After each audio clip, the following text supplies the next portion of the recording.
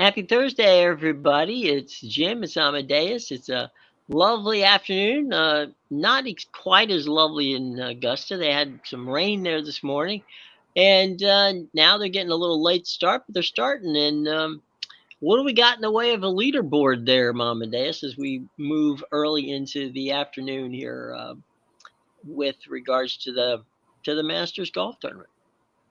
Yeah, we got some names right now. And obviously, the tournament just started. Not even everybody has teed off yet, so this is going to change. But it's always good to see who sneaks up into the leaderboard right off the bat. Some of the unknown names. We've got Fox having a great day at -5.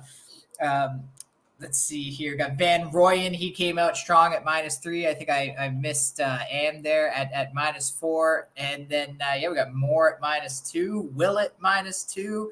So pretty decent tie for -2. Got the Canadian there, Connors and DeChambeau. So, off to a good start. Hopefully the tournament doesn't see any more rain than what it's already seen. So let me ask you this question. If Tiger Woods could make the cut, it would be a record 25 Masters cuts made. What's the odds that Tiger's going to make the cut? Yeah, so I know it was a very popular bet, and not specifically either way, just Tiger to make the cut in general. And it's one of those things where he hasn't made many cuts lately, obviously, in the tournaments he's played, but this is one we've talked about. He loves the course. He knows the course well, and he's never missed a cut at Augusta. So this is definitely going to be an interesting one for him. Hopefully he continues that streak. But he opened, it was fluctuating back and forth, but him to miss the cut was around -130. So you could actually get him to make the cut at +110. So not too much, but a little bit of plus money there. Wow. So that's not too bad. Yeah, definitely. Yeah. Not bad at all. +110, you get some plus money. And all he's got to do is make it to Saturday. Doesn't have to ask him. And really, these are the two best days, right? Because it's that third and fourth day that's really going to take a toll on his legs and things like that. The exhaustion kicks in. So, yeah, you're definitely – the rain obviously doesn't help at all for his knees, but it's definitely today and tomorrow you're probably going to get the best golf out of him as opposed to Saturday and Sunday. Yeah, whatever's left is going to be there. So I think that's a good point. And again, obviously he doesn't have to carry his own club, so all he has to do is just walk it, and hopefully these knees can hold out for that. But again, as we said before, this is a course that he has really. I mean, this is his course basically. I mean, it's a course he's played so many times. He even played it as an amateur. So, this is not something that he's not used to seeing. It'll be quite fascinating to see how it works out. But, we will see. There's plenty of time. It's an Augusta where we've got some of the top players, a little bit of a rivalry there with regard to the PGA players and the LIV players in that whole situation as well. Yeah, definitely. And, I thought, I guess I was mistaken because I don't see Woods' name on the leaderboard yet, but I thought he was put in the same group as Phil Mickelson this weekend. So my bad if I had mentioned that. Unless you have, I can't find him on the leaderboard here. I'm looking right now, just because I see Phil is even after 7 holes. So I'm just wondering, theoretically, Woods should be on the 7th hole. You would think. But he tees off at 354. So I guess I was mistaken. He was not paired, or maybe he was and they changed that. So my bad. No big deal. I mean, he still has to play. But one of the good things for him in this regard is that the wetness of the course will probably not be an issue at this point. If he gets to start it after 3 o'clock. Yeah, definitely. Actually, it says closer to 4. I think it was 354. So, it should be, definitely not the worst of it for sure. So that'll help him. Right. And then as if tomorrow is a sunny day, then absolutely it'll be even better. Just obviously the greens are going to run a little slower today, so that's going to be something. Yeah, that'll help. Yeah. So yeah, I mean, if he keeps the ball straight and is able to putt, and it's always been, I mean, Tiger's, not that Tiger had a weakness, but when he was even in the super days, Tiger's Achilles heel, I guess would be a better way of putting it, was his inability to putt sometimes. Putting killed him.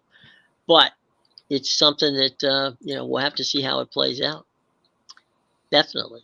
We're going to get to something interesting with regard to college sports, but before that, just in case you have not heard or seen on your phones and radios and or TVs, O.J. Simpson passed away from cancer, and at the age of 70, I think it was 78.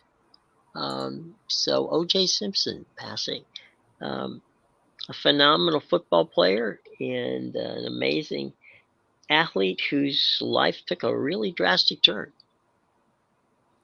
Yeah, definitely interesting story, obviously, with the way his life has gone. But yeah, you can't take away what he did on the football field for sure. He's like the Pete Rose of the NFL. Much worse reasonings for keeping him out, right. but definitely, it was a great player on the field for sure. Right, both in college and in professional sports. And frankly, right after he left sports, he had a really good, run as a really good run as a spokesperson, and as and also a run as an actor. Yeah, definitely. I know he was definitely, especially when he got out of jail, he was in the media quite a bit, and just he really tried to reintegrate into society. So that was good on him to do that. But yeah, I mean, definitely, like I said, you can't take away what he did on the football field for sure. Right. All right. Speaking of the football field, welcome to the Wild Wild West, my friends. Better known as the college football transfer portal for football and basketball. It opens today, and from a standpoint of players will begin to speak to universities, but at the same time, universities will be able to speak to players. Entering the portal, let me explain something. This is important to note. Okay, so get your notes out, boys and girls. Entering the portal does not mean that you're leaving the school you are playing for at the moment. All it means is that you are putting your name on a list where you will, be able to be contacted by other universities. Now, if you're sitting at the university where a player A happens to be at the moment, and you're praying that he doesn't find what he wants, then good on you. If unfortunately you find out he's not, then that's an issue. It does make here's what can be confusing and difficult, and I want your opinion on it. Let's say, I mean, I can't, if I'm a coach, can I sit there and wait to find out if my guy's gonna go or stay, or do I jump and grab somebody to replace him before he even leaves? Yeah, I mean, these are the things the coaches have to think about now, right? Yeah.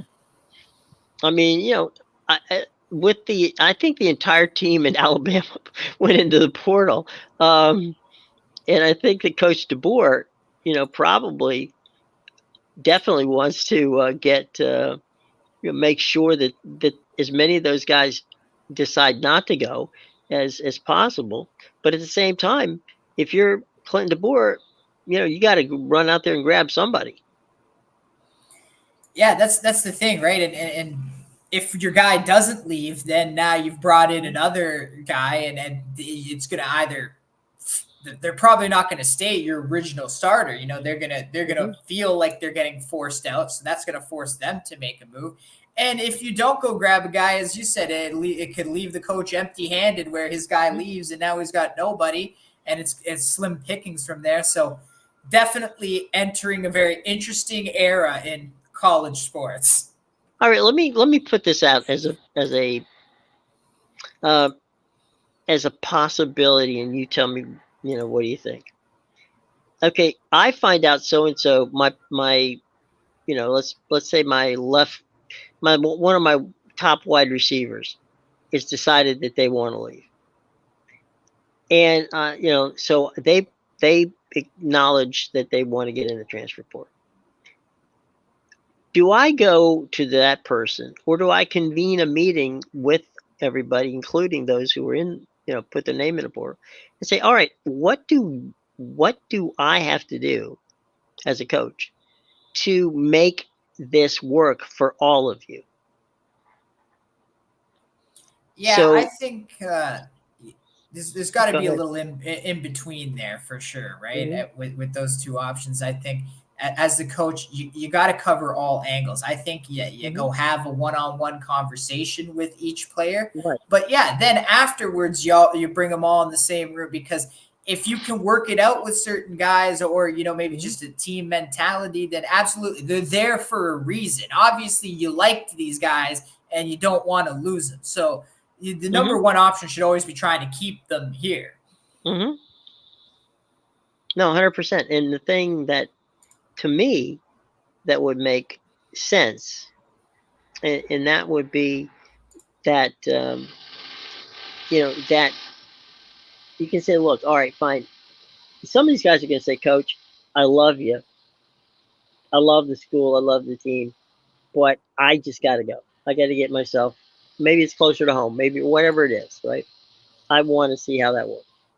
Fine. You're not gonna talk that kid out of anything. But if somebody seems like they're like pouting or disrespected, it's like, wait a minute, come back in here. We're gonna go out and get a top.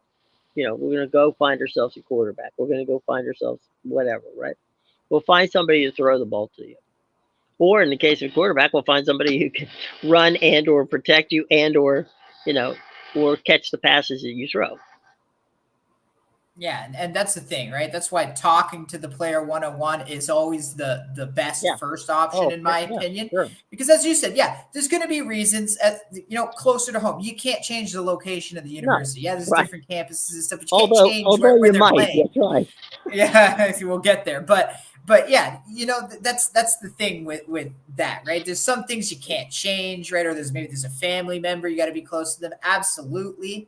Or maybe, maybe it's school related. Maybe you want to go to a school that's better in your area for that program. But that's why you talk, because then you know where you stand. Like, okay, there's no hope with this one. Their mind is set, or they want to go. That totally understandable for those reasons. But then, as you said, you get the other guys with different reasons, and there's a way you can make them happy. It's just there gotta be a little bit of compromise on both sides for sure.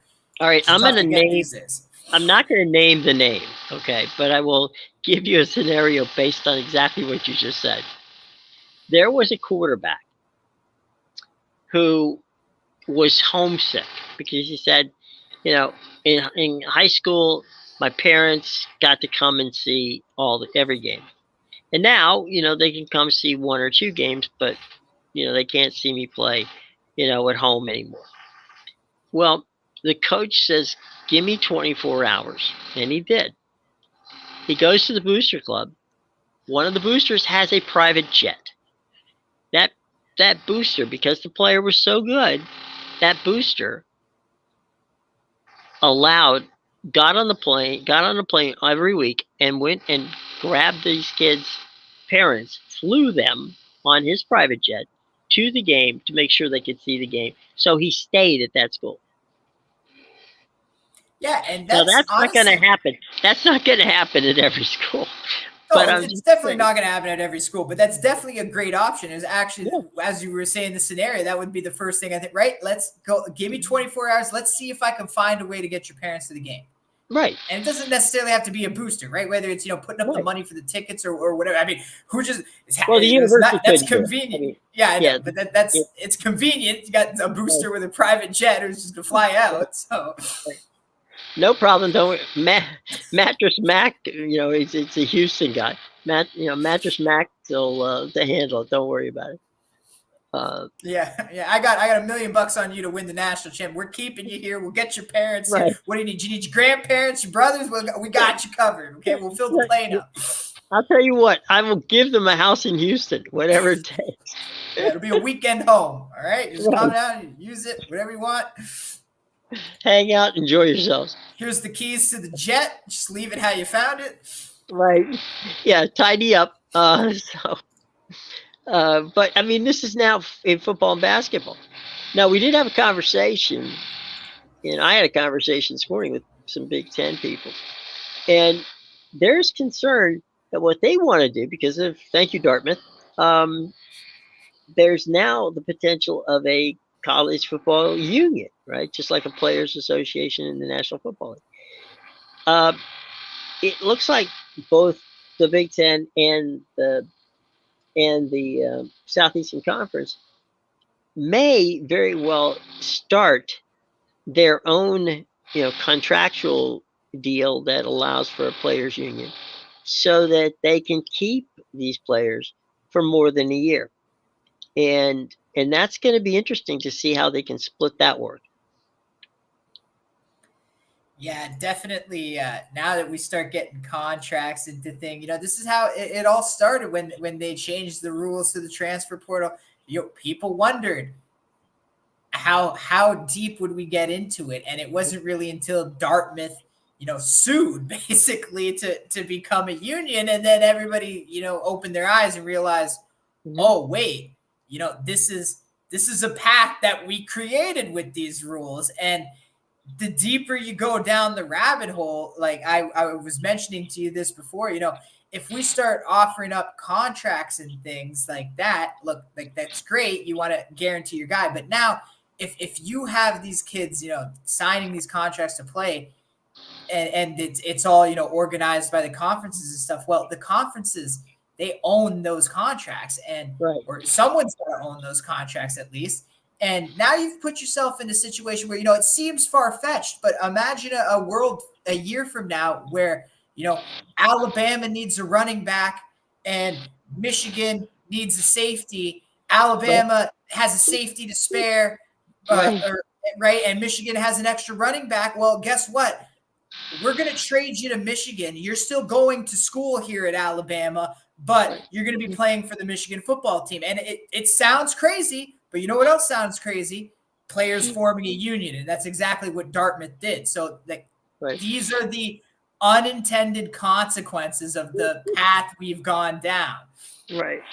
So, all right, I get, we've been banging for a couple of months now on our dear friends at Vanderbilt University who have that killer schedule. What if Vanderbilt, who has a fantastic baseball program, comes up and says, "Wait a minute, I can trade you a pitcher for your baseball team for a safety that you're not using." You know what? That was an angle I didn't even think about. How you could trade. Essentially, you could be able to do that with the contracts. You could trade any contract for contracts, so that totally makes sense. Now you're talking about different sports. We're trading you a baseball player for a football player, and again, it sounds crazy, but these are the unintended consequences that are starting to pop up as we go deeper and deeper. Think about it. Let's say you've got a killer basketball team, right?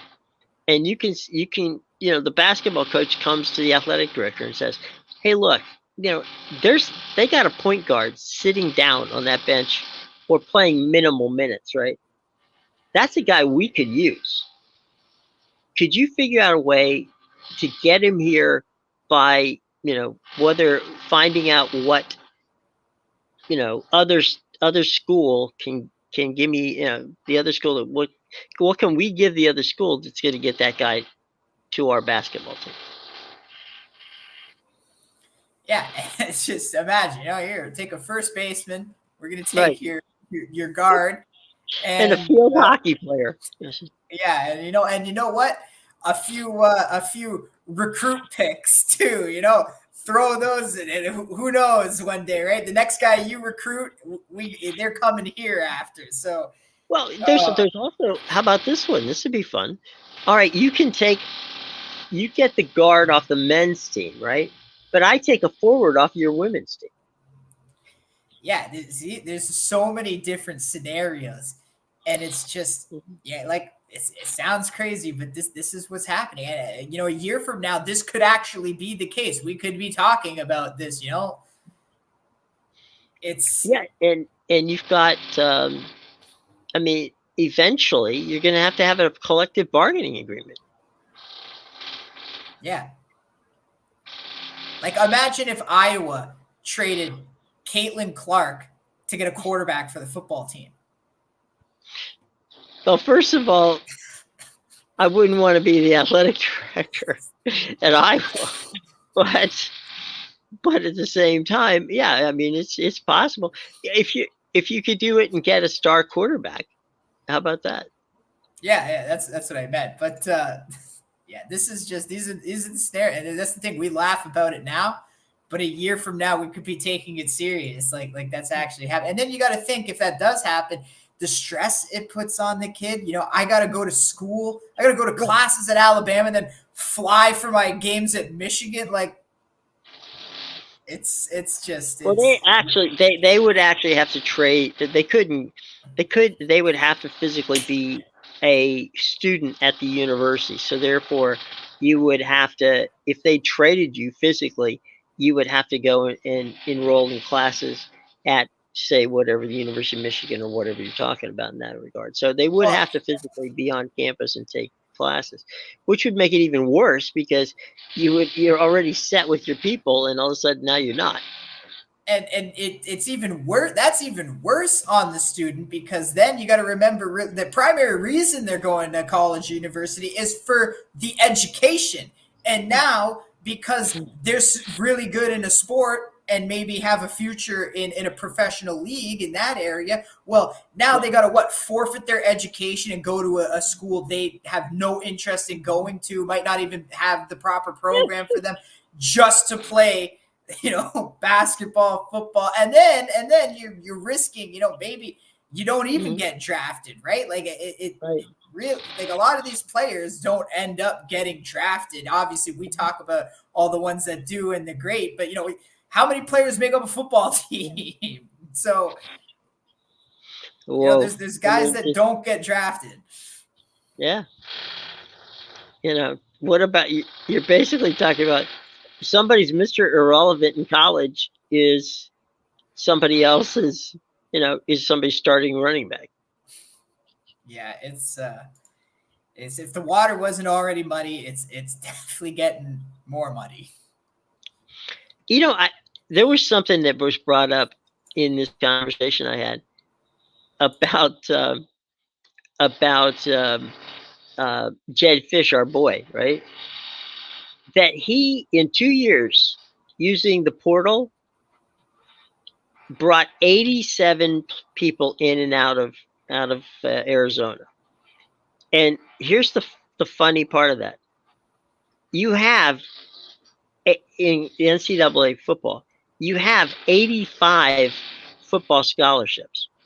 So he literally, through the portal, went above and beyond all of the amount of players that he could even recruit. Yeah, I mean, and look at what he did to that team in a matter of 2 years. He turned them from 2-10 to one of the best teams in their conference. Pretty amazing, huh? Yeah. Wow. Totally crazy. All right, boys and girls. It's a fun Thursday, but tomorrow we've got all kinds of crazy. We'll have the Masters. We'll have plenty of baseball, plenty of football of the new variety. Obviously, the NBA and NHL are closing in on the playoffs, so we have a lot to talk about. But today, we want to make certain that you get Amadeus's picks. They're in the show box. Amadeus, why don't you give us a preview? Yeah, make sure you check out my premium picks at bigal.com, pickadvisor.com, and theinsidersroom.com. The links in the description below. Coming off a 5 and 6 day, but we're bouncing back today. I've had 2 winning days the last 3, and already off to a 1-0 start. Had cashed my Conference League total of the month. I had the over in this Olympiacos and Fenerbahce match that's live right now. So most of my action is on the pitch today. I have 2 plays at 3 o'clock in Europa League that you can go get, including my Europa League game of the year. I also have a play in South America in Copa Libertadores later on tonight. I had a 2-0 night in Copa Libertadores yesterday. And I got 1 play in NBA. It's my Western Conference game of the month. I cashed my Pacific Division game of the month last night with the Suns, and I'm on a 5-0 NBA run the last 2 days. So make sure you go check that out. There you go. All right. There you go. All right, everybody. For Amadeus, I'm Jim. If you're entering the portal, please let us know. We'll be talking to you tomorrow. Have a nice day.